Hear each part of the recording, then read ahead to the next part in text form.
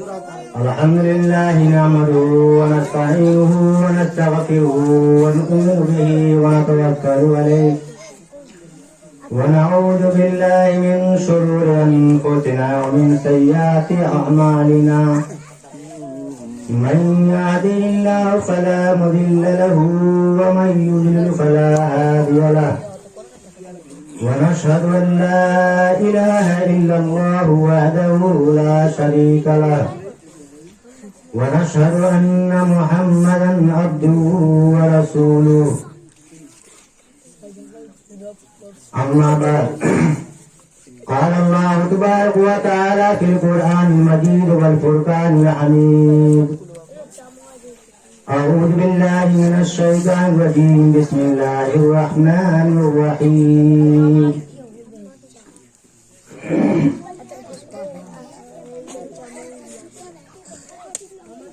وأنتم الأعلون إن كنتم مؤمنين صدق الله العظيم حضرات محترم اللہ تبارک و تعالیٰ کا بہت بڑا کرم اور احسان ہے کہ اس نے ہم لوگوں کو بھائی رفیق صاحب کے دروازے پہ کچھ دین کی بات سننے کی توفیق عطا فرمائے. مزید دعا کریں کہ اللہ رب العزت جس مقصد کے تحت اہل خانہ نے اس پروگرام کو رچایا اور بسایا ہے اللہ تعالیٰ ان کے مقصد کو پورا فرمائے. دوستوں ابھی آپ حضرات کے سامنے سیرت کے عنوان سے تقریریں سماعت کر رہے تھے. اللہ تبارک و تعالیٰ نے ہمیں اور آپ کو پیدا کیا ہے اور ہمیں اور آپ کو اللہ رب العزت نے عقل سلیم بھی دیا ہے. ہمیں اور آپ کو سمجھنے کا طریقہ بھی عطا کیا ہے لیکن ہم اور آپ اتنے بڑے نکمے ہیں ہم اپنے ذہن کو لگاتے نہیں ہیں, ہم سمجھتے بھی نہیں ہیں کیا حق ہے کیا ناحق ہے, کیا غلط ہے کیا صحیح ہے, کون سا کام کرنا اچھا ہے کون سا کام کرنا غلط ہے. جبکہ اس دنیا کے اندر اسلام سے بڑا کوئی دھرم نہیں ہے اور اسلام سے اچھا کوئی مذہب نہیں ہے, اسلام سے اچھا کوئی دھرم اور کوئی مذہب نہیں ہے. آج پوری دنیا کے اندر یہ چیلنج ہے کہ اسلام سے اچھا کوئی دھرم ہو تو پیش کرو, اسلام سے اچھا کوئی مذہب ہو تو پیش کرو. اسلام کے ماننے والوں اور اسلام کے اوپر مر مٹنے والوں اور اسلام کا نام لینے والوں اور اسلام کے اوپر قربان ہو جانے والوں ذرا یاد کرو کہ ہم اور آپ کس دہانے پہ جا رہے ہیں, ہمیں اور آپ کو کس چیز کی ضرورت ہے اور وہ چیز ہمیں اور آپ کو نہیں مل پا رہی ہے. اللہ رب العزت کل قیامت کے میدان کے اندر ان کا سام ہمارا اور آپ کا سامنا ہوگا, نفسی نفسی کے عالم ہوگا, وہاں کوئی کسی کا پرسانے حال نہ ہوگا, وہاں کوئی کسی کو دیکھ کر کے کوئی پہچان بھی نہیں پا رہا ہوگا. یاد رکھو میرے بھائیوں اس دن ہمارا اور آپ کا کیا حال ہوگا. قرآن ہمارے سامنے یہ چیخ چیخ کر کے اعلان کر رہا ہے وَأَنْتُمُ الْأَعْلَوْنَ إِن كُنتُم مُؤْمِنِينَ کہ اے مسلمانوں اور اے اللہ کے بندو, اے اللہ کے ماننے والوں, اے نبی پاک صلی اللہ علیہ وسلم کے امتیوں, یاد رکھو اگر تمہارے اندر پکا اور سچا ایمان اور ایک معتبر ایمان تمہارے اندر رہے گا تو تم کبھی فیل نہیں ہو سکتے ہو, تم کامیاب ہی کامیاب رہو. لیکن آج ہمارا اور آپ کا المیہ یہ ہے کہ ہمارے سامنے وہی قرآن ہے جو 1400 سال پہلے تھا, ہمارے سامنے اسی نبی کا ماننے والے ہیں جو 1400 سال پہلے صحابہ کرام مانا کرتے تھے.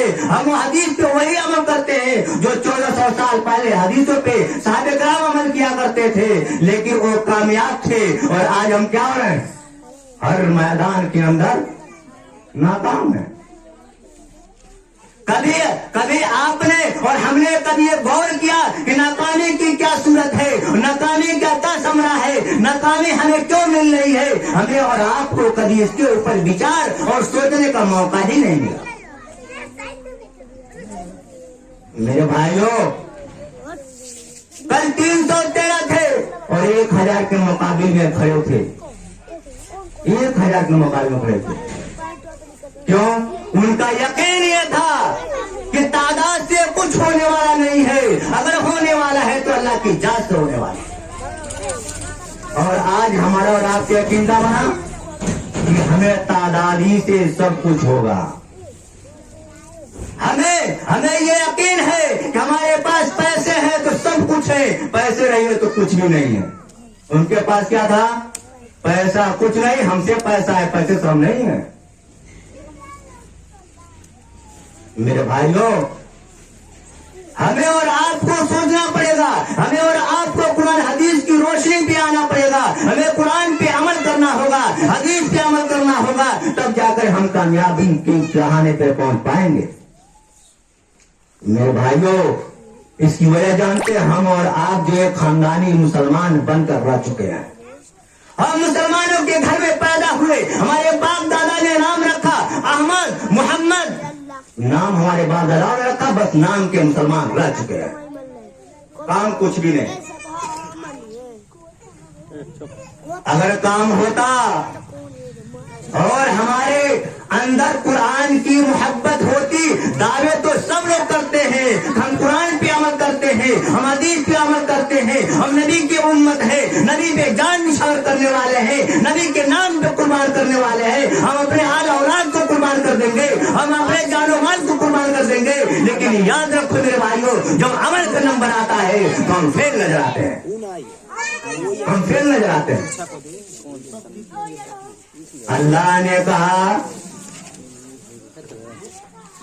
نے کہا کہ مسجد میں نماز پڑھنے کے لیے آؤ، اور ہم کیا کرتے ہیں؟ ہم تو بھول جاتے ہیں۔ میرے بھائیوں، ہمیں اور آپ کو سوچنے کا مقام ہے کہ آج پوری دنیا اسلام کے پیچھے ہے، پوری دنیا اسلام کو مٹانے کی چکر میں پڑی ہوئی ہے، پوری دنیا اسلام کو نیست و نابود کر رہی ہے، اور ہم اور آپ اپنے عمل سے نیست و نابود کر رہے ہیں، عمل سے۔ میرے بھائیوں، ہم اور آپ جو ہے نبی کے امتی ہیں، اور نبی کا امتی ہونے کا دم تو بھرتے ہیں، نبی سے پیار محبت کا دم تو بھرتے ہیں، نبی کے نام پہ جان لٹانے کو تیار ہے، لیکن نبی کے حکم پہ جان نچھاور نہیں کر سکتے۔ کیوں؟ ابھی آپ سے کوئی کہے کہ فلان نبی کو نہیں مانتا، لٹ اٹھائیں گے مانا سن کر ڈرے، تم کرو نبی کو نہیں مانتا، کیوں نہیں مانتا؟ اور جب وہی نبی جو حکم دیتے ہیں کہ ہمارے عملی جمع پہنا لو، تو تم عملی جمع سے انکار کر دیتے ہو۔ میرے بھائیوں، ہمیں اور آپ کو سوچنا ہوگا کہ ہم کیوں کامیاب نہیں ہو پا رہے ہیں۔